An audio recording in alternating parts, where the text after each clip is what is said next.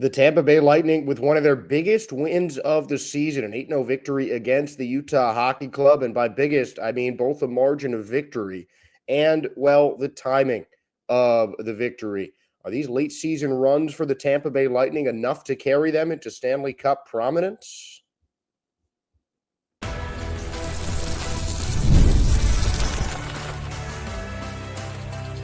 You're Locked On Lightning, your daily podcast on the Tampa Bay Lightning, part of the Locked On Podcast Network, your team every day. I'm Josh Sperber, welcoming all of you to another episode of Locked On Lightning and thanking all of you for making Locked On Lightning your first listen every day. We're part of the Locked On Podcast Network, your team every day. And if your team is the Tampa Bay Lightning, then this is the show for you. Today's episode is brought to you by FanDuel. New FanDuel customers can get $200 in bonus bets if your first $5 bet wins. So go to FanDuel.com right now. And right now we are going to talk about the victory against the Utah Hockey Club. 1,000th game for Ryan McDonagh. There will be a ceremony on Saturday against the New York Islanders to celebrate the Lightning legend.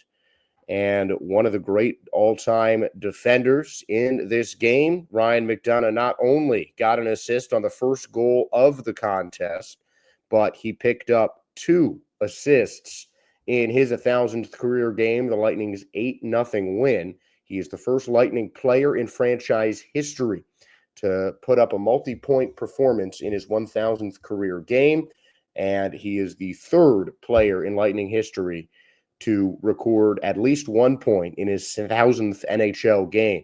Martin St. Louis and Brian Bellows, each with an assist in their 1,000th career game, though many years apart. St. Louis in 2013, Bellows in 1996. And Yanni Gourde continues to be great for Tampa Bay, his 4th multi-point game of the year. 2 of those have been since rejoining Tampa about a month ago. So Yanni Gourde is, like Ryan McDonagh, really enjoying being back on his former team. And the return of Yanni Gourde has certainly revitalized his season. He has 8 points of 25 on the year with the Tampa Bay Lightning. He had 17 when joining Tampa with Seattle. So he is another guy that I think is just getting hot at the right time for the Tampa Bay Lightning. And another milestone for Brandon Hagel, who recorded an assist and now has 7 points over his 5-game point streak. And for the first time in his career, his first 80-point season. 11th different player to achieve that feat with the Tampa Bay Lightning. And he is the 6th fastest to reach 80 points in his Tampa Bay Lightning career. And only guys like Nikita Kucherov, Steven Stamkos have done it faster than Brandon Hagel. Just continues to show what an incredible run that Hagel has been on all season long, and he just seems to get better and better as the year has gone on for Tampa Bay. His play has gotten bigger and bigger, and the Tampa Bay Lightning, I think, honestly, a big portion of this season to Brandon Hagel. I think I've said it a lot of times on this show that Nikita Kucherov might be, and frankly is, the best offensive player on the Tampa Bay Lightning. He's certainly having the best offensive season so far, with another big game to reach 105 points on the year, which was the same mark that Nathan MacKinnon had going into the game last night. But Nathan MacKinnon, now at 108 points this season in 73 games, leading Nikita Kucherov in that margin. So the race for the Art Ross is certainly on. I don't want to discount how good of a season Nikita Kucherov has had, but I would still call Brandon Hagel the team MVP. because his 80-point season, I don't think a lot of people had that on the cards, and he has raised his game to a new level this year in ways that you don't see very often. Just a meteoric rise like that. Hagel has just gotten better and better since he joined the Tampa Bay Lightning. 7 points in his first 22 games after the deadline deal in 2022. 64 points by the end of the 2022-23 season. Last year, he had 75 points. And now, in 10 fewer games than he has played last year, he has 80 points. And Brandon Hagel is not only achieving new heights for himself, but he is doing it by playing every single game. He has not missed a single game for the Tampa Bay Lightning this season.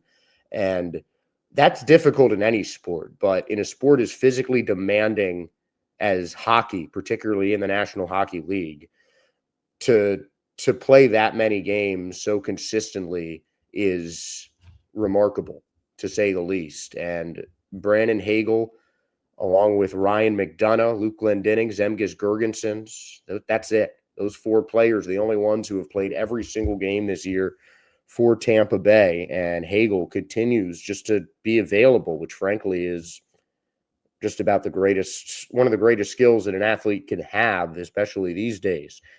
He missed one game in his 64-point season in 22 and 23. Did not miss a game last year. Has not missed a game this season either.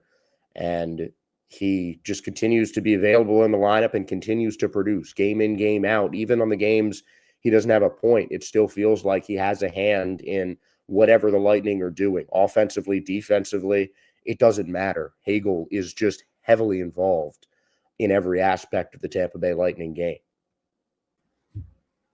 So a big hats off to Brandon Hagel for another really solid game, and just what he has done for the Lightning this season has been unmatched, I feel like, across the league.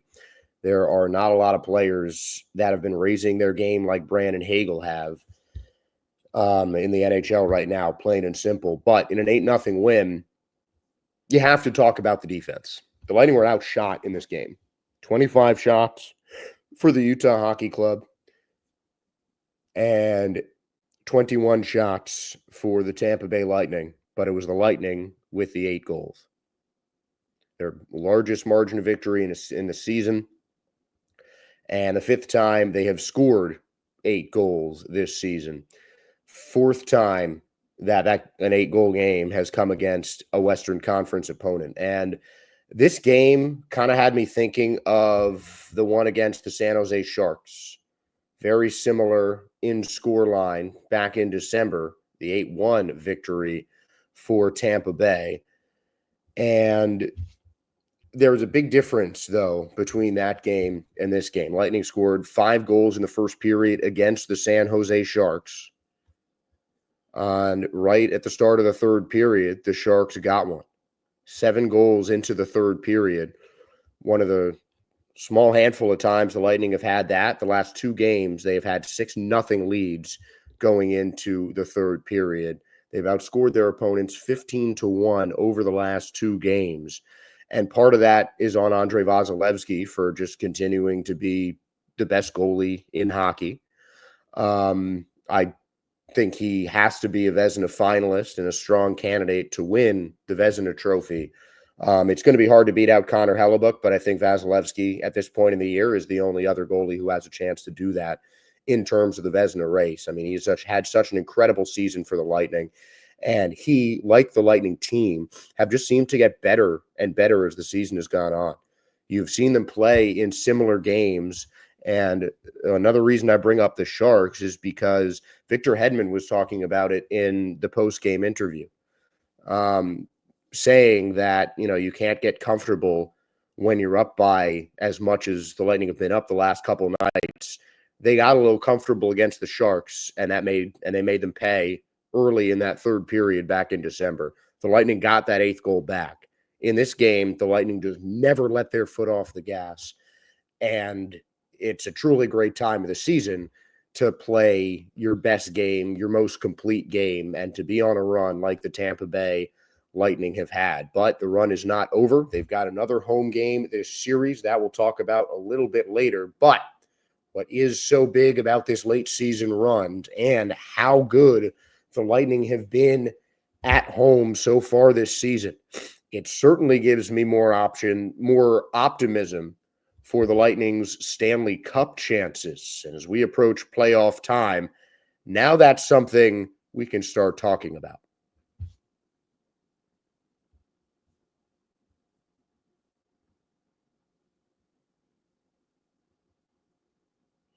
March Madness is here, and FanDuel is giving you the chance to get in on the action like never before. Right now, new customers can get $200 in bonus bets when your first $5 bet wins. That's 200 extra bucks to use on everything from buzzer beaters to Cinderella stories and even who's cutting down the nets.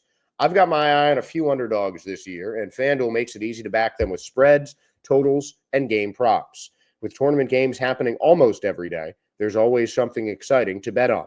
And the FanDuel app is simple to use. When I win, I get paid instantly without any waiting around. So visit FanDuel.com and get in on the college hoops action all tournament long.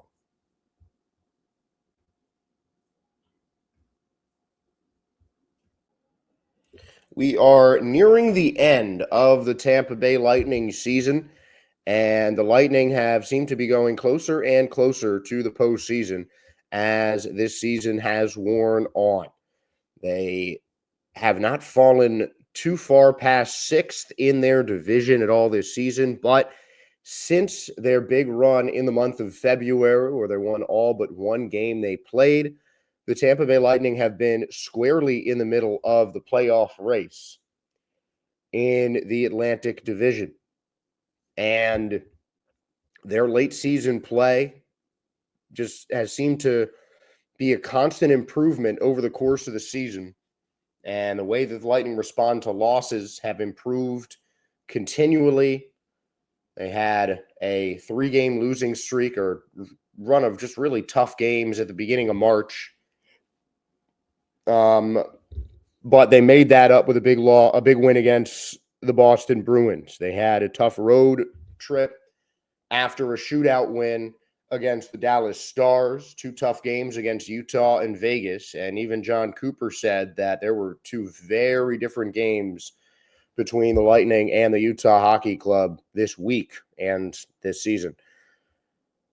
Big responses to wins, and they've got a chance to close out this home series in a big way. Currently, the Tampa Bay Lightning are in the 3 spot in the Atlantic Division, 1 point behind the Toronto Maple Leafs, who lead, and the Florida Panthers are also at 89 points, but the Lightning have a game in hand over the Florida Panthers. So the Panthers, who are taking on the Utah Hockey Club tonight, they have a chance to get into first place in the Atlantic Division.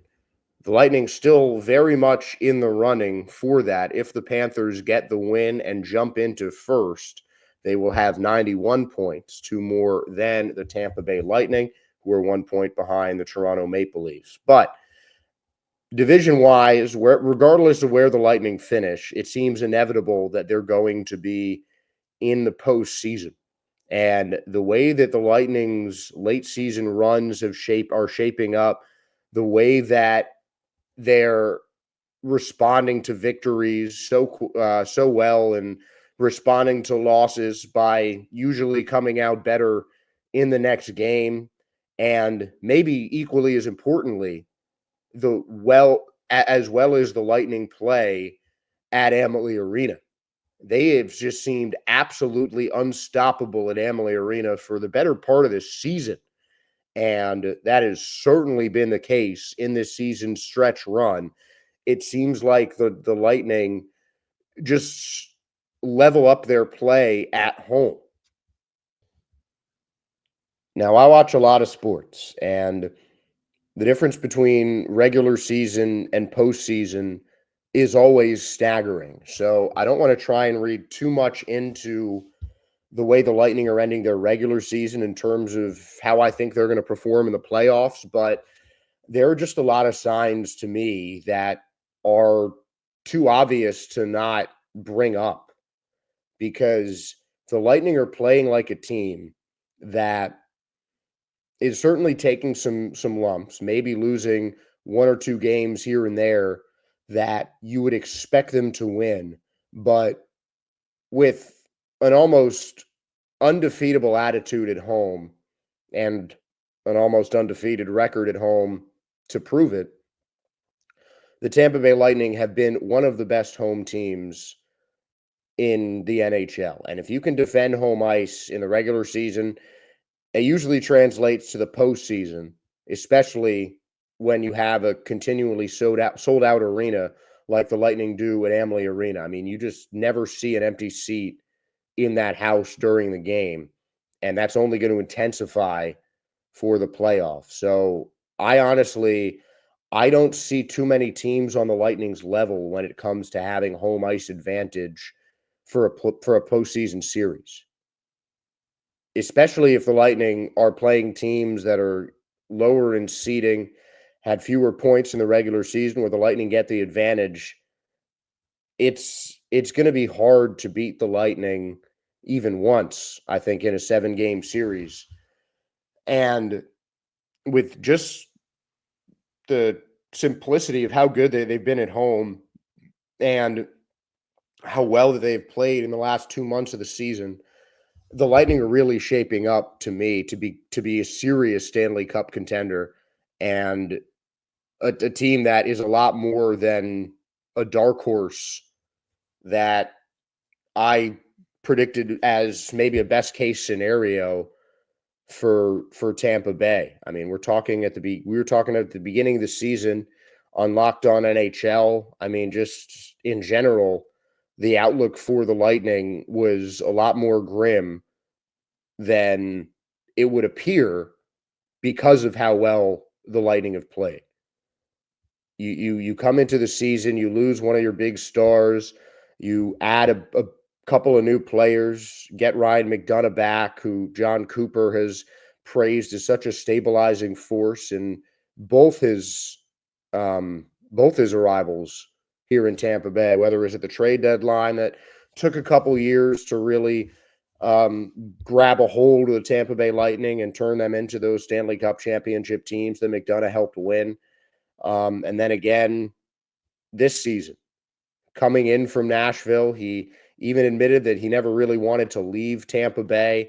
An unfortunate salary cap situation caused him to go, but he comes right back this season, continues to prove that he's one of the best defenders in hockey, now up to tied for 9th all time, and needs 2 shot blocks to get into 2,000 in his NHL career, and he's just had an incredible effect on the Tampa Bay Lightning this season. His leadership has been amazing.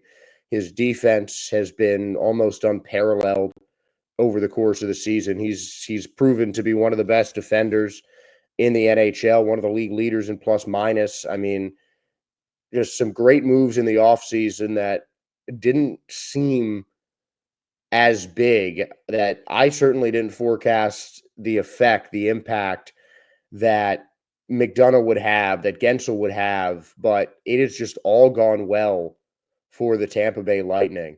And they've been able to put their best team on the ice pretty much every night. Not too many brushes with injuries, and the ones that are, their Lightning are tough players. They get over them quickly. And just everything has gone right for the Tampa Bay Lightning over the course of this season. And it has just worked out, I think, certainly better than I could have expected it. And definitely it has put the Lightning smack dab in the middle of the running for the Stanley Cup final. I don't think calling the Lightning a dark horse contender quite does justice just how good of a season the Lightning had, just how formidable of an opponent the Lightning are going to be in the postseason, because their defense is starting to come together. It's starting to click at the absolute right time. At this point in the season, the Lightning's playing their best defensive hockey is exactly what you need. As long as it carries over to April, the Tampa Bay Lightning have to be considered a serious contender to make a deep playoff run and maybe even touch that Stanley Cup when it's all said and done in June. One of the obstacles standing in their way, the New York Islanders. I say that because that's the next team the Tampa Bay Lightning are playing. The Islanders come to Florida on Saturday. We give you a preview here today.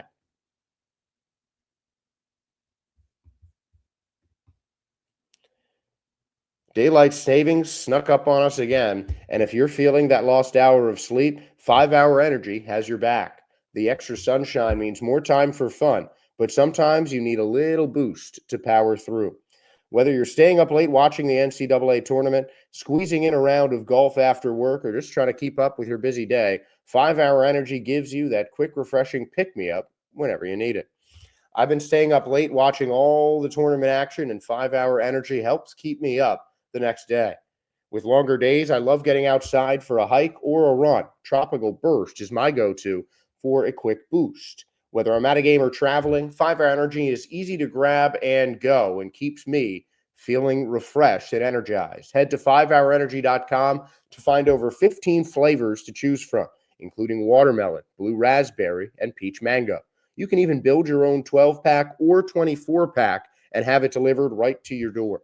Need one now? Grab a 5-Hour Energy shot at your local grocery or convenience store because they are everywhere. Stock up on 5-Hour Energy today and stay energized.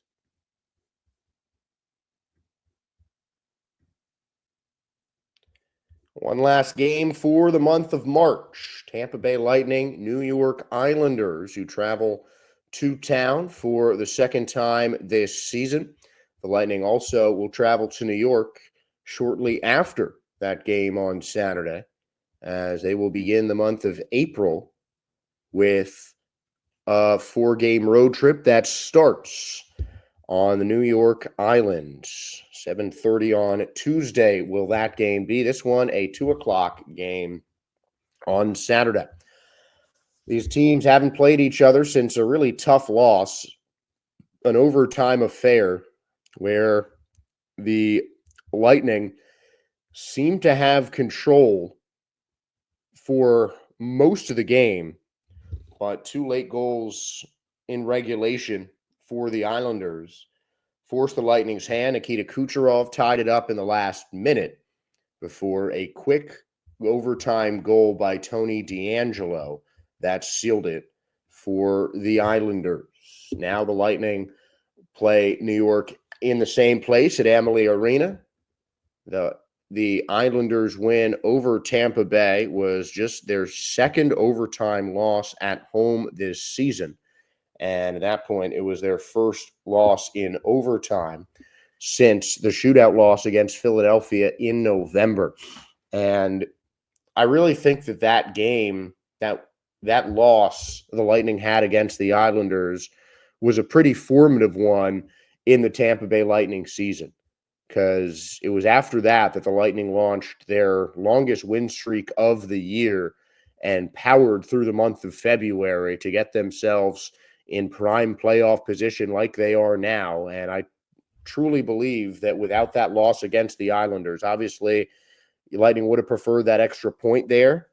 Certainly right now it would be a little extra helpful, but that loss was an incredible motivating factor for the Lightning.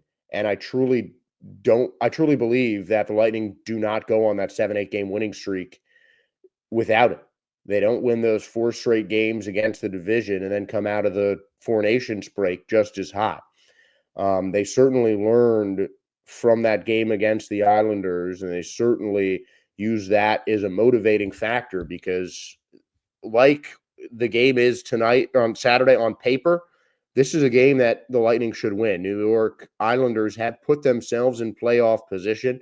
74 points in a game in hand on the New York Rangers currently has them 4th in the Metropolitan Division, but it goes down to 6 where the Columbus Blue Jackets are waiting with 73 points, And even the Flyers seem like they have got an outside chance at the postseason. They and the Penguins are 67 and 69 points in the Metropolitan Division. 5 for the Penguins, 7 for the Flyers outside of that fourth place. Those extra games for them might make it a bit more complicated, but it seems like the last playoff spot of the Metropolitan Division is anybody's game. So the Islanders, I think, will be stepping their game up. The Lightning, of course, not going to take their foot off the gas. I think as big as the last loss was against the Islanders, I don't think it's something that the Bolts are going to want to repeat. Obviously, they're looking to take some, get some revenge in this rematch and turn the tables on the Islanders, ideally winning the last two games. Lightning get Andrei Vasilevsky at what has been the height of his powers over the course of this season. He has allowed just one goal in the last two games with a lot of help from his offense as well. But Andrei Vasilevsky has been absolutely massive for the Tampa Bay Lightning in this stretch run, and they're going to need another big game from him against this Islanders team.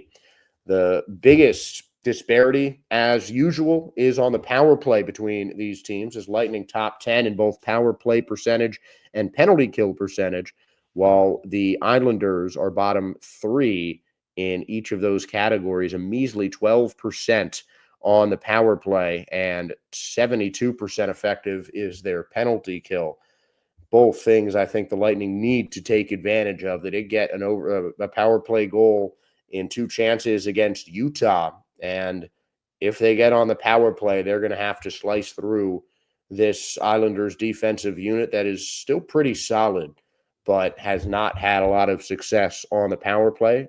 New York, though, has had more success than any team in the league, winning over 54% of their faceoffs over the course of the season. But the Islanders are coming into Tampa Bay on a bit of a downward run. They have lost 2 of their last 3 games in overtime and have lost each of their last 3 games 4-3 over their last 10. The Lightning have won their last 2 games on the other side of a 2-game losing streak, though, and are 5-4-1 over the course of their last 10. So at this point, I'm going to stop using the phrase must-win game because that applies to every single game from here on out.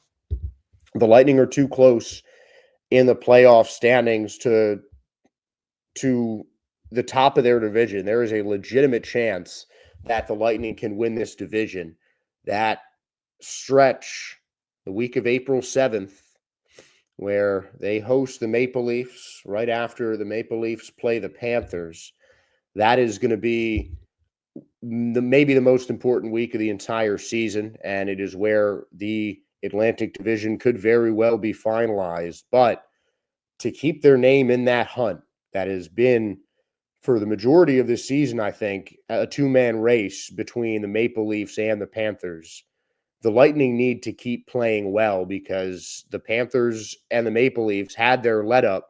The Lightning really got back in that divisional race with how well they have been playing lately, and the few moments that we have seen the Leafs or the Panthers slip, the Lightning have been right there to pounce and jump up in the standings. Now they've gotten as close as they can, but this is the time where it matters the most.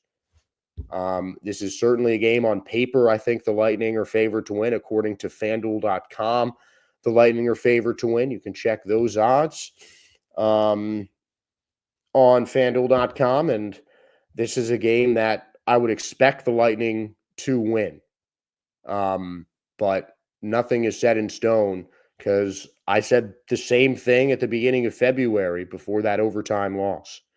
But it's back on a Saturday, and the Lightning, for the most part this season, in a rematch between two teams, especially with recent proximity in the 2 games in which they have played, the Lightning have tended to do much better on the rebound after a loss, or just in general the second time that they're seeing a team in this season. So I'm hoping that the Lightning make it a 3-game win streak against the New York Islanders. If you have your predictions for how you think the Lightning will fare, leave a comment below or message us on LO_Lightning on X. Until then, I want to thank all of you for making Locked On Lightning your first listen every day.